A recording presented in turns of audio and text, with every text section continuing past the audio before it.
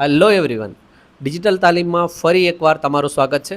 આજે આપણે શીખીશું માઇક્રો ટીચિંગ, જે બીએડના તાલીમાર્થી મિત્રો માટે પણ ઉપયોગી થશે અને તમે જો પીટીસી કે ડીએલએડ કરતા હો તો તમારા માટે પણ ખૂબ જ ઉપયોગી થશે. અને અથવા તો તમે આવનારી ટેટ જેવી પરીક્ષાઓની તૈયારી કરતા હો તો એના માટે પણ ઉપયોગી થશે.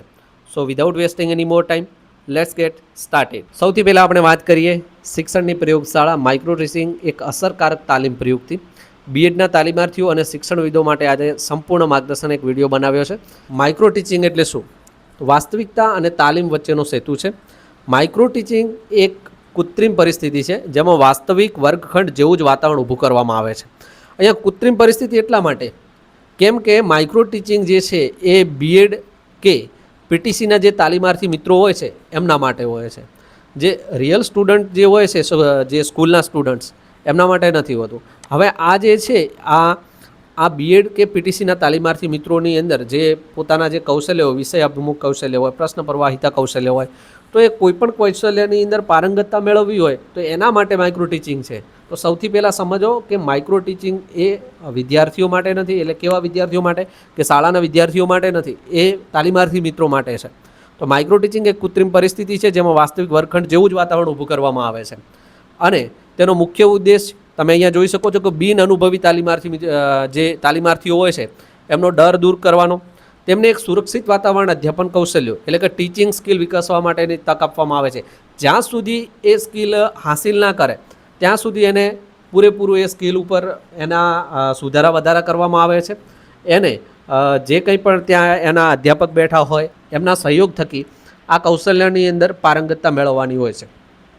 તો ડ્વાઇટ એલનના મત મુજબ આ એક નિયંત્રિત વ્યવહાર પદ્ધતિ છે જે વિશિષ્ટ શિક્ષણ વ્યવહાર પર ધ્યાન કેન્દ્રિત કરે છે.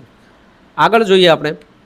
સૌથી પહેલાં અહીંયા માઇક્રો ટીચિંગનો ઉદ્ભવ અને વિકાસની વાત કરીએ તો માઇક્રો ટીચિંગનો ઉદ્ભવ જ્યારે 1961માં થયો હતો. 1961થી 1963 સુધીની સફરમાં શું થયું તો કે સ્ટેનફર્ડ યુનિવર્સિટી હતી. શરૂઆતની અંદર 1961માં આ માઇક્રો ટીચિંગનો ઉદ્ભવ થયો, પરંતુ 1963ની અંદર ડ્વાઇટ એલને સૌ પ્રથમવાર તેને માઇક્રો ટીચિંગ નામ આપ્યું. તો ઉદ્ભવ તો અહીંયા 1961થી થયો, પણ માઇક્રો ટીચિંગ એવું નામ કોણે એને ક્યારે આપ્યું તો યાદ રાખશો, 1963ની અંદર ડ્વાઇટ એલન નામનો જે વ્યક્તિ છે એમણે આપ્યું હતું, જે સ્ટેનફર્ડ યુનિવર્સિટીના અધ્યાપક હતા. ત્યારબાદ આગળ વાત કરીએ. અહીંયા ખાસ ધ્યાન આપશો કે ડ્વાઇટ એલન નથી, ડ્વાઇટ એલન છે. એ થોડું ટેકનોલોજીકલ જે મિસ્ટેક હોય છે આ નોટબુક એલએમની, એમાં એ થયું છે. આગળ વાત કરીએ કે માઇક્રો ટીચિંગ ભારતમાં કેવી રીતે આવ્યું. તો ભારતમાં 1967ની અંદર આવે છે. તો ભારતમાં પ્રવેશ તો ડીડી તિવારી દ્વારા સેન્ટ્રલ પેડાગોજિકલ ઇન્સ્ટિટ્યૂટ એટલે કે CPR અલ્હાબાદ ખાતે ભારતમાં માઇક્રો ટીચિંગની શરૂઆત થઈ. ભારતમાં માઇક્રો ટીચિંગની શરૂઆત ક્યાં થઈ તો અલ્હાબાદ ખાતે ભારતની અંદર શરૂઆત કરવામાં આવી. કોના દ્વારા? ડીડી તિવારી દ્વારા સેન્ટ્રલ પેડાગોજિકલ ઇન્સ્ટિટ્યૂટ CPR 1967ની અંદર. આગળ વાત કરીએ 1986માં તો ભારતીય વ્યાખ્યા કોના પ્રમાણે તો ડૉક્ટર કુલકર્ણી પ્રમાણે. તો ડૉક્ટર કુલકર્ણીએ ભારતીય પરિપ્રેક્ષની અંદર તેની સ્પષ્ટ વ્યાખ્યા આપી અને તેમણે શું કહ્યું? વાસ્તવિક પરિસ્થિતિ જેવી કૃત્રિમ પદ્ધતિ તરીકે વર્ણવી છે. કોને? તો કે માઇક્રો ટીચિંગને. કઈ સાલની અંદર? તો 1986ની અંદર. તો ખાસ યાદ રાખશો, માઇક્રો ટીચિંગની શરૂઆત 1961ની અંદર થાય છે. માઇક્રો ટીચિંગને માઇક્રો ટીચિંગ એવું નામ એવો સૌ પ્રથમવાર ઉપયોગ કરેલો હોય તે વ્યક્તિનું નામ છે ડ્વાઇટ એલન 1963ની અંદર. ત્યારબાદ ભારતમાં માઇક્રો ટીચિંગની શરૂઆત થાય છે 1967માં.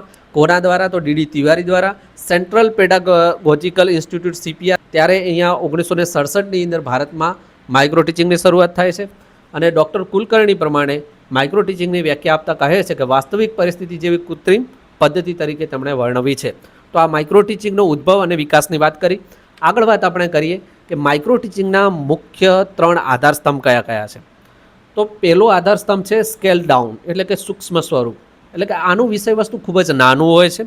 એનો સમય 6 મિનિટ જેટલો રાખવામાં આવે છે અને વિદ્યાર્થીઓની સંખ્યા, વિદ્યાર્થીઓની નહીં પરંતુ અહીંયા જે છે એ વિદ્યાર્થીઓની એટલા માટે લખ્યું છે કે જે માઇક્રો ટીચિંગ કૌશલ્ય પ્રાપ્ત કરવા જે કોઈ પણ તાલીમાર્થી છે તો તેની સમક્ષ વિદ્યાર્થી જ બેઠા હશે. વિદ્યાર્થી એટલે એના સહ અભ્યાસક્રમી. તો એની સંખ્યા જે હોય છે 5 કે 7ની હોય છે. અને એક કૌશલ્ય માટે એનો ઓછામાં ઓછો 6 મિનિટનો સમય આપવામાં આવે છે અને આનું વિષય વસ્તુ પણ નાનું હોય છે. બીજી વાત કરીએ કે ચોક્કસ કૌશલ્ય સ્પેસિફિક સ્કિલ, એક સમયે માત્ર કોઈ એક જ અધ્યાપન કૌશલ્ય. હવે આની અંદર અધ્યાપન કૌશલ્ય એટલે શું?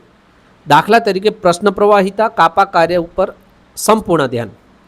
હવે કોઈ પણ એક ફોર એક્ઝામ્પલ કે આપણે લઈ લઈએ પ્રશ્ન પ્રવાહિતા કૌશલ્ય, અથવા તો પછી વિષયાભિમુખ કૌશલ્ય, અથવા તો પછી કાપા કાર્ય કૌશલ્ય. તો આ દરેકે દરેક જે કૌશલ્ય છે એ એક જ તમે કૌશલ્ય ઉપર જ્યાં સુધી તમારું એ કૌશલ્ય પૂરેપૂરું તમને એના ઉપર તમે પારંગતતા હાંસિલ ના કરો ત્યાં સુધી એની અંદર તમારામાં ઇમ્પ્રુવમેન્ટ આવશે કે પછી તમારા જે મિત્રો ભણતા હશે તમારી જોડે તાલીમાર્થી મિત્રો એ તમને આના ઉપર સુઝાવ આપશે. ત્યારબાદ એક નિયંત્રિત પરિસ્થિતિ હોય છે એટલે કે કંટ્રોલેડ એન્વાયરમેન્ટ. વાસ્તવિક વર્ગખંડની જટિલતાઓ અને જોખમો વિના ભૂલો સુધારવાની અને પ્રયોગ કરવાની મુક્તિ. એટલે આની અંદર શું હોય છે કે એક કંટ્રોલેડ એન્વાયરમેન્ટ હોય છે. 5-7 મિત્રો હોય છે જે બીએડના, એક એના જે અધ્યાપકો હોય છે એ હોય છે અને એ જ્યારે પણ એ માઇક્રો ટીચિંગની શરૂઆત કરે છે ત્યારે એ મિત્રો આને ઓબ્ઝર્વ કરશે અને એના પછી જ્યારે પ્રતિપોષણ આવશે અથવા તો એનું ફરીથી આયોજન કરવાનું આવશે તો ત્યારે એની અંદર જેટલી કંઈ પણ જે કંઈ પણ ભૂલો થઈ હશે તો એ ભૂલોને સુધારી અને પુનઃ શિક્ષણ આપશે. આગળ વાત કરીએ વાસ્તવિક શિક્ષણ વિરુદ્ધ માઇક્રો ટીચિંગ તફાવત શું છે. એક વાસ્તવિક વર્ગખંડ કેવો હોય અને માઇક્રો ટીચિંગ વર્ગખંડ કેવો હોય. તો વાસ્તવિક એટલે કે રિયલ વર્ગખંડ અને વાસ્તવિક એટલે કે રિયલ વર્ગખંડ જે વિદ્યાર્થીઓ ભણતા હોય શાળાની અંદર. માઇક્રો ટીચિંગ એટલે કે કૃત્રિમ અને નિયંત્રિત હોય છે. કૃત્રિમ શા માટે? કેમ કે અહીંયા જે બીએડ કે પીટીસીના તાલીમાર્થી મિત્રો હશે સાથે ભણતા. વાસ્તવિક વર્ગખંડની અંદર 40થી 60ની સંખ્યા હશે વિદ્યાર્થીઓની, જ્યારે આની અંદર 5 કે 7 સહ અધ્યાયીઓ હશે. એટલે કે મેં તમને આગળ વાત કરી કે જે તાલીમાર્થી મિત્રો હશે.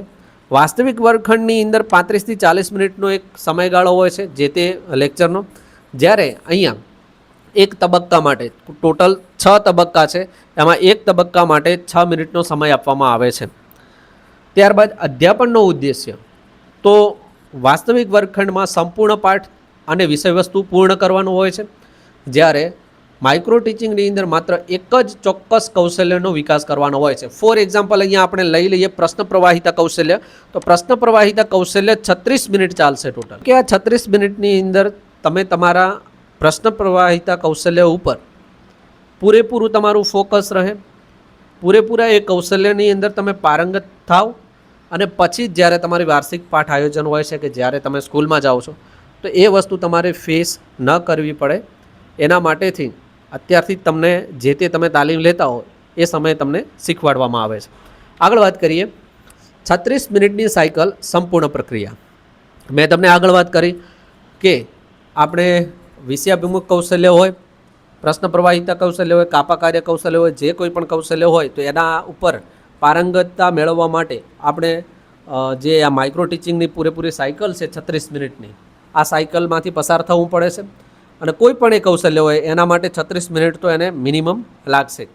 તો સૌથી પહેલાં તમારે આયોજન કરવાનું છે. અહીંયા આયોજનનો જે સમયગાળો છે 6 મિનિટ હોય છે. ત્યારબાદ શિક્ષણ માટે પણ 6 મિનિટ હોય છે અને પ્રતિપોષણ ફીડબેક માટે 6 મિનિટ હોય છે. આ એક આખો સમયગાળો થયો. પહેલાં તમારે આયોજન કરવાનું, પછી તમારે શિક્ષણ આપવાનું અને પછી તમારે એના ફીડબેક લેવાના. હવે આગળ વાત કરીએ. હવે આ ફીડબેક પછી તમને તમારા અધ્યાપક કે તમારા જે મિત્રો હોય છે એ મિત્રો દ્વારા તમને એના સુઝાવ આપવામાં આવશે, અથવા તો કોઈ પછી તમારે વિડીયો રેકોર્ડિંગ તે સમયે ચાલુ હશે તો પાછળથી તમે એને ચેક કરશો ત્યારે તમારી ભૂલો તમને દેખાશે અને તમારી ભૂલોને નોટિસ કરનારા તમારા મિત્રો હશે એ મિત્રો નોટ કરશે અને તમારા અધ્યાપક નોટ કરશે. બરાબર. ત્યાર પછી એનું પુનઃ આયોજન કરવાનું હોય છે કે રીપ્લાનિંગ તમારે કરવાનું 6 મિનિટ. ત્યાર પછી તમે ફરીથી શિક્ષણ આપશો, ફરીથી તમે ભણાવશો 6 મિનિટ અને ત્યારબાદ ફરીથી તમારે ફીડબેક લેવાના છે 6 મિનિટ. એટલે આ જે છે આ આખો ભાગ અલગ પડે છે. એટલે ટોટલ આની અંદર જે તબક્કા છે એ 6 તબક્કા છે અને આ 6 તબક્કા કોઈ પણ એક કૌશલ્ય ઉપર આવતા હોય છે. નોંધ, સામાન્ય રીતે 5 સોપાન ગણાય છે. માઇક્રો ટીચિંગના સામાન્ય 5 સોપાનો છે. પરંતુ કેટલાક શિક્ષણશાસ્ત્રીઓ આયોજનને પણ ગણીને 6 સોપાનો દર્શાવે છે, એટલે કુલ 36 મિનિટનો સમયગાળો અહીંયા થાય છે. તો આ 36 મિનિટની અંદર તમે કોઈપણ કૌશલ્ય ઉપર પારંગતતા મેળવી શકો છો. અને જેમ જેમ તમારી ભૂલો વધશે તેમ તેમ તમે એ ભૂલોને વધારે નોટિસ કરશો, એ ભૂલો ઉપર બીજી વાર તમે ઇમ્પ્રુવમેન્ટ લાવશો અને ભૂલો તમારી ઓછી થતી જશે. જે તે કૌશલ્ય ઉપર તમે સુધારો લાવી શકો છો. આગળ વાત કરીએ તબક્કો 1 અને 2 તૈયારી અને પ્રદર્શન. તબક્કો 1ની અંદર શું કરવાનું છે કે તબક્કો 1 એટલે કે સૂક્ષ્મ પાઠનું આયોજન કરવાનું છે. તો નાના વિષય વસ્તુ ખ્યાલની પસંદગી તમારે કરવાની છે. કોઈ એક ચોક્કસ અધ્યાપન કૌશલ્ય, કોઈ એક ચોક્કસ અધ્યાપન કૌશલ્ય, કાપા કાર્ય હોય કે પછી વિષયાભિમુખ હોય, કોઈ પણ એક કૌશલ્ય ઉપર તમારે સિલેક્ટ કરવાનું છે અને જેના ઘટકોને ધ્યાનમાં રાખીને પાઠનું આયોજન કરવાનું છે. એ કૌશલ્ય તમારું પ્રશ્ન પ્રવાહિતા કૌશલ્ય હોય, એ કૌશલ્ય તમારું વિષયાભિમુખ કૌશલ્ય હોય કે કાપા કાર્ય કૌશલ્ય હોય. ત્યારબાદ તબક્કો 2ની અંદર આવે છે શિક્ષણ કાર્ય. આ શિક્ષણ કાર્યની અંદર તમારે 6 મિનિટ ટોટલ આ શિક્ષણ કાર્ય કરવાનું રહેશે. કોની સમક્ષ? 5 કે 7 વિદ્યાર્થીઓ, તાલીમાર્થીઓ મિત્રો હોય છે. કાર્ય આયોજન મુજબ ચોક્કસ કૌશલ્યનો ઉપયોગ કરી વિષયની રજૂઆત કરવાની હોય છે. હવે તબક્કા નંબર 3 ઉપર જઈએ આપણે. તબક્કા નંબર 3 ખાસ અગત્યનો બની જાય છે પ્રતિપુષ્ટિ, ફીડબેક, સુધારાનો અરીસો. આ એક સુધારાનો અરીસો એટલા માટે કીધું છે કે આની અંદર તમને તમારા સહઅધ્યાયીઓ, તમારા સુપરવાઇઝર અને તમે જે કંઈ પણ તમારા મોબાઈલમાં રેકોર્ડ કરતા હોય કે કેમેરામાં રેકોર્ડ કરતા હોય તો આ તમે બધાના તમારી ભૂલોને આ બધા નોટિસ કરશે અને પછી એની અંદર તમારે સુધારો લાવવાનો રહેશે. તો વિષય વસ્તુની રજૂઆત બાદ ચોક્કસ કૌશલ્યના ઘટકોને ધ્યાનમાં રાખીને સુપરવાઇઝર અથવા સહઅધ્યાયીઓ દ્વારા રચનાત્મક પ્રતિપુષ્ટિ આપવામાં આવે છે. બરાબર, અહીંયા તમને તમારા સુપરવાઇઝર પણ તમને સુઝાવ આપશે, તમારા સહઅધ્યાયીઓ પણ તમારી ભૂલોને નોટિસ કરશે અને તમે રાખેલ જે કંઈ પણ વિડીયો રેકોર્ડિંગ માટે માધ્યમ રાખેલું છે એના આધારે પણ તમને ખ્યાલ આવશે કે તમે ક્યાં ક્યાં આગળ ભૂલો કરો છો. ટેકનોલોજીનો ઉપયોગ જો પાઠનું વિડીયો રેકોર્ડિંગ થતું હોય તો તાલીમાર્થીઓ જ પોતાનો આ વિડીયો જોઈને સ્વ પ્રતિપોષણ એટલે કે સેલ્ફ ફીડબેક જે છે એ પણ પ્રાપ્ત કરી શકે છે. આનો મુખ્ય હેતુ શું છે કે આ તબક્કો તાલીમાર્થીને તેની નબળાઈઓ અને શક્તિઓનું સચોટ માપન આપે છે. ત્યારબાદ આગળ વાત કરીએ તબક્કો 4, 5 અને 6 પુનરાવર્તન અને કૌશલ્ય પ્રાપ્તિ. પુનઃ આયોજન. હવે તમને જે પ્રતિસાદો મળે એના ઉપરથી તમે તમારી ભૂલોને સુધારશો અને ફરીથી એનું આયોજન કરશો. તો કે મળેલ પુનઃ આયોજન. તબક્કો 4 મળેલ પ્રતિપોષણના આધારે ખામીઓને દૂર કરી પાઠનું ફરીથી આયોજન કરવું 6 મિનિટ માટે. ત્યારબાદ પુનઃ શિક્ષણ એટલે કે નવા અથવા તે જ વિદ્યાર્થીઓ સમક્ષ સુધારેલા પાઠનું ફરીથી શિક્ષણ કાર્ય કરવાનું 6 મિનિટ. પુનઃ શિક્ષણ જે કંઈ પણ તમે ઇમ્પ્રુવમેન્ટ લાવ્યું હોય એનું ફરીથી તેને શિક્ષણ આપવાનું, જે કંઈ પણ તમને ફીડબેક મળેલા હોય. ત્યારબાદ પ્રતિપોષણ ફરીથી રજૂઆત તમારે કરવાની, એનું મૂલ્યાંકન થશે અને પ્રતિપુષ્ટિ મેળવવાની એટલે કે તમારે ફીડબેક લેવાનું. સુવર્ણ નિયમ. આ પ્રક્રિયાની અંદર ત્યાં સુધી ચાલતી રહે જ્યાં સુધી, ખાસ યાદ રાખશો આ એક્ઝામ માટે મોસ્ટ આઈએમપી બની જશે કે આ પ્રક્રિયા જે છે ત્યાં સુધી ચાલતી રહે જ્યાં સુધી નક્કી કરેલ અધ્યાપન કૌશલ્ય સંપૂર્ણપણે હસ્તગત ન થાય. કાપા કાર્ય કૌશલ્ય હોય તો કાપા કાર્ય કૌશલ્ય, વિષયાભિમુખ કૌશલ્ય હોય તો વિષયાભિમુખ કૌશલ્ય, અથવા તો પછી કોઈ પણ બીજું કૌશલ્ય હોય જેની અંદર તમે સંપૂર્ણપણે હસ્તગત એ કૌશલ્ય ન થાય ત્યાં સુધી આની આ પ્રક્રિયા એટલે કે આની આ સાયકલ, કઈ સાયકલ? આ 6 જે આપણા જે તબક્કા છે આ તબક્કાઓની અંદર આની આ સાયકલ જ્યાં સુધી તમે ફોર એક્ઝામ્પલ કે તમને પ્રશ્ન પ્રવાહિતા કૌશલ્ય નથી આવડ્યું તો ફરીથી આ સાયકલ ચાલશે. 6 તબક્કા વાઇઝ ફરીથી આ સાયકલ ચાલશે 36 મિનિટની. તમે જ્યાં સુધી એ કૌશલ્ય ઉપર પૂરેપૂરી તમને એ કૌશલ્ય હસ્તગત નહીં થાય ત્યાં સુધી આ સંપૂર્ણ પ્રોસેસ ચાલુ જ રહેશે. આગળ વાત કરીએ આપણે નિષ્કર્ષ. કૃત્રિમ પરિસ્થિતિમાંથી વાસ્તવિક આત્મવિશ્વાસ. તમને આ કૌશલ્ય ઉપર તમે પારંગતતા મેળવશો એટલે તમે વાસ્તવિક વર્ગખંડમાં તમે જાઓ છો ત્યારે એ તમારી ભૂલો ન થાય એટલા માટે જ આ ખૂબ જ ઉપયોગી બની જાય છે. માઇક્રો ટીચિંગ પ્રયોગશાળા સુરક્ષિત અને નિયંત્રિત હોય છે. શિખાઉ શિક્ષકોના ઘડતરના વર્કશોપ અહીંયા કરવામાં આવે છે. ત્યારબાદ ભૂલોના ડરથી મુક્ત કરી એક સમયે એક કૌશલ્ય પર પ્રભુત્વ મેળવવામાં આવે છે. ત્યારબાદ જટિલ વર્ગખંડોને અસરકારક રીતે સંચાલન કરવાનો પાયો તમને મળે છે. ત્યારબાદ તમે અહીંયા માઇક્રો ટીચિંગથી લઈ તમારી ભૂલોને તમે સુધારો કરી અને સીધા પછી તમે વાસ્તવિક વર્ગખંડમાં જશો. તમને ખ્યાલ જ હશે કે ઘણી બધી જગ્યાએ એમને બીએડ કે પીટીસી થતું હશે, પરંતુ જે બીએડ જે લોકો રેગ્યુલર કરેલ છે એ લોકોને ખ્યાલ હશે કે માઇક્રો ટીચિંગનો અભ્યાસ કેવી રીતે કરાવવામાં આવે છે અને એના ઉપરથી કેટલી ભૂલો તમારે સુધરે છે અને ત્યારબાદ જ તમને વર્ગખંડની અંદર જવા મળે છે. તો આની અંદરથી માઇક્રો ટીચિંગનો મુખ્ય ઇન્ટેન્શન એ જ છે કે જે તમને કૌશલ્ય હોય એ કૌશલ્યની અંદર તમારી પારંગતતા મેળવાય. બીજી વસ્તુ કે અહીંયા જે તમને વાતાવરણ મળે છે તમે તમારા અભ્યાસ સહઅભ્યાસી જે મિત્રો હોય એમના સમક્ષ તમે રજૂઆત કરી શકો. એમના સમક્ષ એ તમારી ભૂલોને સુધારો કરવામાં સુઝાવ આપશે તમને અને તમે તમારી ભૂલોને ત્યાં જ તમે સુધારી લેશો તો એ કોઈપણ બાળક શીખનાર હશે તો એના ભવિષ્ય ઉપર એની આડઅસર નહીં પડે. શ્રેષ્ઠ શિક્ષકો જન્મતા નથી, પ્રયોગશાળામાં સતત મહાવરાથી ઘડાય છે. અને જો શિક્ષક ક્યારેય જો શીખતો ના રહે ને તો એ વિદ્યાર્થીને ક્યારેય શીખવી ના શકે. આશા રાખું છું કે આ વિડીયો તમને પસંદ આવ્યો હશે. વિડીયો પસંદ આવ્યો તો વિડીયોને લાઇક કરશો, તમારા મિત્રો સુધી આ વિડીયોને શેર કરશો. નીચે જે હાઇપનું બટન આવે છે તો વિડીયોને હાઇપ પણ જરૂરથી કરી દેશો. મળીએ એક બીજા વિડીયો સાથે. ત્યાં સુધી કીપ લર્નિંગ અને કીપ એક્સપ્લોરિંગ.